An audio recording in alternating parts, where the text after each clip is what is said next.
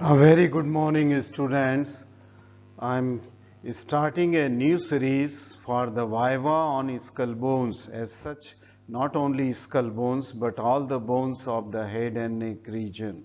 So, this video, which is the first video in the series, is for just to introduce the bones of the skull.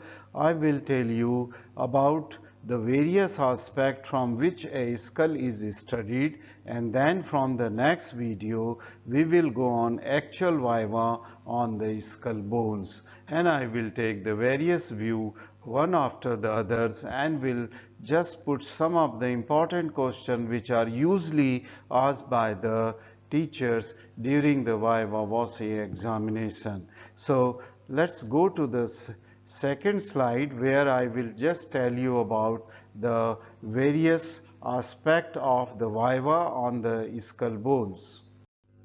Now, this is posing a question: what are the bones of head and neck region?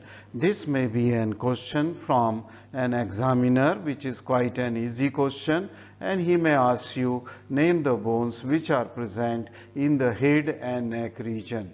Let me tell you that these bones are: number one, skull, and skull is divided into two parts: cranium, which is the brain box in which the brain lodges, and then the second part of the skull is the facial skeleton. See the pointer.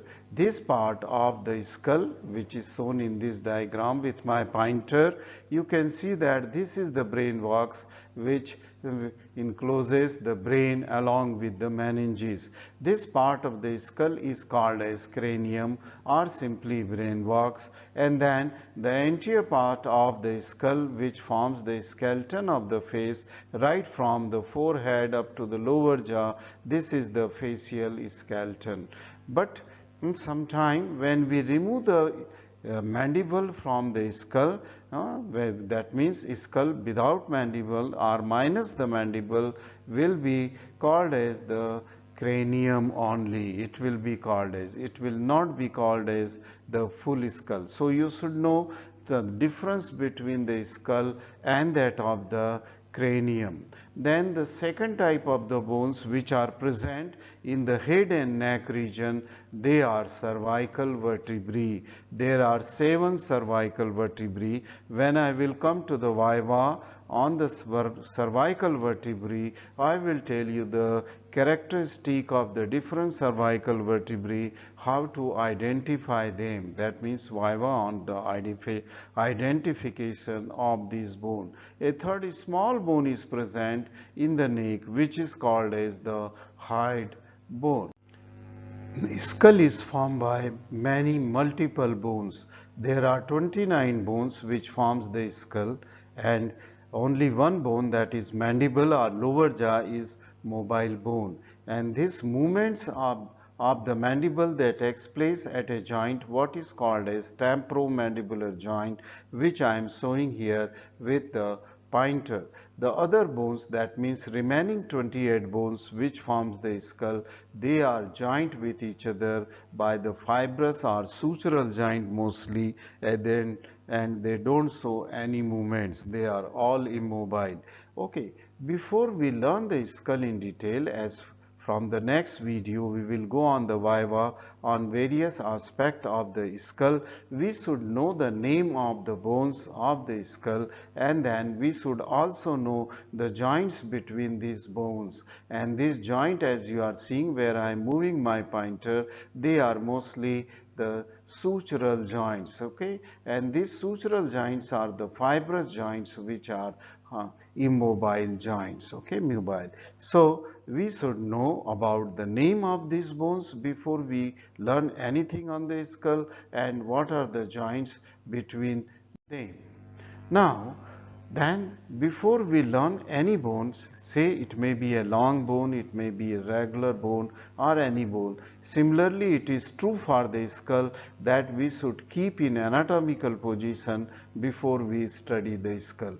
And the skull's anatomical position is obtained by a plane okay, and that plane is called as Frankfurt horizontal plane, or it is also called as orbitomeatal plane. See in this diagram where we are seeing the skull from lateral side, there is the dashed or dotted line is seen here, and this is a plane, not a line. Imagine it as a plane which is just touching to the lower border of the orbit or the socket for the eyeball, which is called as orbit. It is touching to the lower margin of the orbit, and this plane is extending posteriorly where it is touching to that of the a opening, what is called as the external acoustic meatus on its upper border. So this plane is a plane, that means the same points, that is the lower margin of the orbit and upper margin of the external orbit,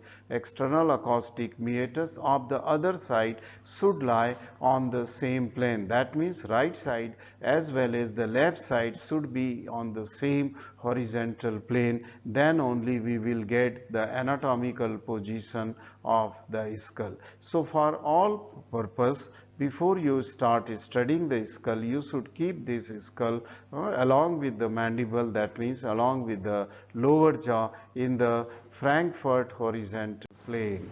Now, when uh, we will study the various aspects of the viva on the skull, we will see the skull from various aspects or from various view. For example, in this diagram, we are seeing the skull from the anterior view or the frontal view. I am just projecting both the diagram. One is fully showing the bones forming the front view, and then these bones are given the different colors so that you can differentiate the different kind of the bones forming the anterior view. So from the next video we will start looking after these bones and the viva which are related with the anterior or frontal view.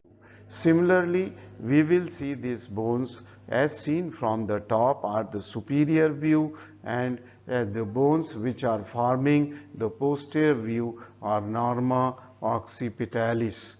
And we will also learn in one of the video what are the bones which forms the lateral view, what are the sutures between these bones, and what are the areas, important landmark area in this lateral view. And we will see and study the skull and the viva, which are most commonly asked question on the basal view of the skull, that is the norma basalis externa, when we will see on the base of the skull from outside. Similarly, we will see the skull from the inside, that is norma basalic interna, that means the base of the skull as seen from inside, the floor of the base of the skull in which the brain rests, and this is divided into anterior, middle and posterior cranial foci. We will learn about the foramina and what structure passes through this foramina in the form of the viva. Okay.